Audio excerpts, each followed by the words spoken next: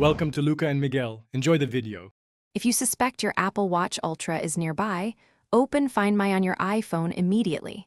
Check the last known location on the map and note the timestamp.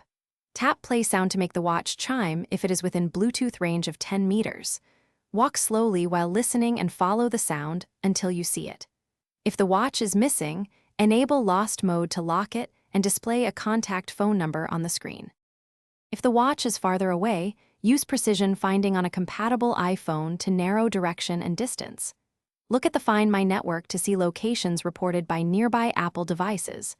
Retrace your steps carefully, searching pockets, car seats, backpacks, and luggage compartments. Use a flashlight to inspect dark crevices and under furniture. Check timestamp locations and expand your search radius to places If you cannot recover the Ultra, keep it locked from the Find My app and maintain Lost Mode enabled. Consider a remote erase only if you are sure recovery is impossible to protect personal data. Contact Apple support with the watch serial number and your proof of purchase to discuss replacement options and warranty coverage. If you have evidence of theft or a precise location, report the incident to police and provide the serial number and timestamped Find My data. Thanks for watching and please subscribe. It's the best investment you'll ever make.